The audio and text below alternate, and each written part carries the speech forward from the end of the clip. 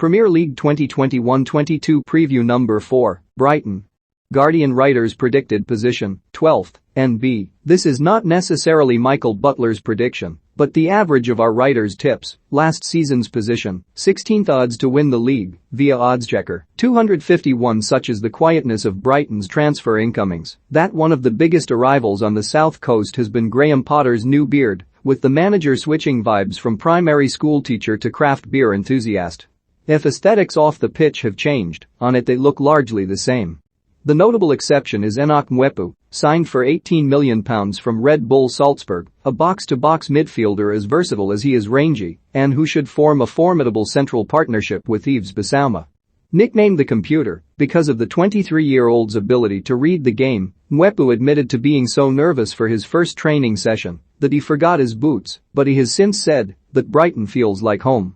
Mwepu has progressed hugely since Salzburg signed him in 2017 after Zambia's triumph at the Under-20 Africa Cup of Nations, accruing Champions League experience alongside his compatriot Patson Daka, who has made a big money move to the Premier League with Leicester.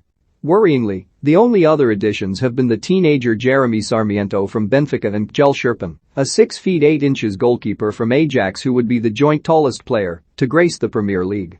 Neither is expected to start. Significant departures from the squad include Ben White, to Arsenal, Matthew Ryan, to Real Sociedad, Davy Proper, to PSV Eindhoven, and Alireza Jahanbakhsh, who has joined Feyenoord for £3.9 million, returning to the Eredivisie, where he scored 21 goals for Arizona in 2017-18. Big things were expected of the Iranian, but 2 league goals in 4 years tell their own story. The £50 million fee for White, making the 23-year-old the 10th most expensive defender of all time, vindicates Brighton's decision not to cash in on the defender this time last year for about half that, after his breakthrough season on loan with Leeds in the Championship. But what to do with the money? Rumours of a bid for Odsonne Edouard continue to grow, particularly now that Celtic are out of the Champions League, and the Seagulls are reportedly interested in Aswan. Matt Grimes is on the radar of Potter and Dan Ashworth, Brighton's acclaimed technical director. Brighton's biggest problems, however, remain in wide areas. Leandro Trossard is the chief creator off the right, but they lack a similar threat on the left, with Danny Welbeck, Percy Tau, Aaron Connolly, and Solly March filling into mixed effect. Full-backs remain a problem too. Tariq Lamptey is one of the most exciting prospects in the league at right wing-back, but his recovery from a season-ending hamstring injury in December has been frustrating, and he is expected to miss the start of the campaign.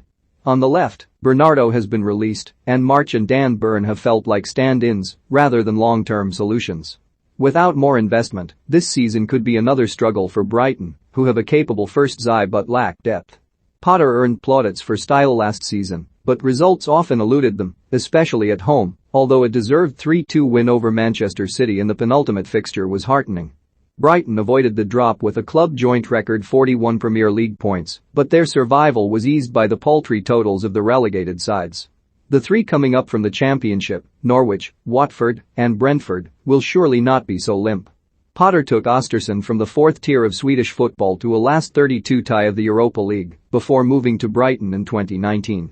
He likes his side to play out from the back, even if this may be hindered by White's departure. Potter has done well to bring through academy prospects such as Steven Alzade and Robert Sanchez, and limited forays into the market have been shrewd, signing Lamptey, Joel Veltman, Welbeck, and Adam Lallana for less than £5 million combined. Brighton's 41 points last season were built on defence, only 5 teams kept more clean sheets, 12. Pep Guardiola has called Potter the best English manager in the world, and the 46-year-old was linked with Spurs and Everton this summer. Brighton would demand compensation of up to £20 million, with his contract running until 2025. In training, he didn't tie his shoelaces and he had everyone on skates. He's a blessing for Brighton, but if you love watching gifted players, you should wish for him to make the next step. The former Brighton defender Leon Balogun, now of Rangers, wanted to talk about one man, Yves Bissouma, after facing him in a pre-season friendly. The 24-year-old is the heartbeat of his side, defensively and with the ball, but with Liverpool, Arsenal, and Manchester City sniffing around, it feels it is a question of when, not if, he will leave. Tony Bloom, nicknamed the Lizard, started gambling on the fruit machines on West Street in Brighton at 8 years old. After making millions in poker, gambling and property, he became chairman of his hometown club in 2009 and paid £80 million of interest-free and unsecured loans to help build the Amex. His grandfather Harry was vice-chairman during the 1970s. Tony is a local boy done good who dreamed of playing for Brighton. When he realized that was impossible, he did the next best thing, he bought the club. Brighton had more players in the Spain squad for Euro 2020 than Real Madrid. Well, they had one, Sanchez, and he did not play. But the stat stands. Of the Brighton players who went, only Leandro Trossard, Belgium, and Jakub Moder, Poland, got on the pitch. Veltman and the now departed White also did not, and neither shone brightly. Brighton's season starts with a relative whimper, an opening day trip to Burnley followed by a home match against promoted Watford on 21 August. These games could be pivotal, however, come the end of the season, particularly the visit of Watford to the Amex, where fans are expected to belt out their customary Seasider bangers. The atmosphere and guest ales from breweries near the visiting team help to cheer supporters. The bad, nearly 5 miles out of the city centre, the stadium is not the most convenient for fans. The design was updated in 2011 to reflect the club's nickname, which started when Brighton fans responded to Crystal Palace supporters shouting "Eagles, Eagles" outside a pub in the 1970s with the cry of "Seagulls, Seagulls." Before that, the club had been known as the Dolphins and even had one on a short-lived crest in 1975-76.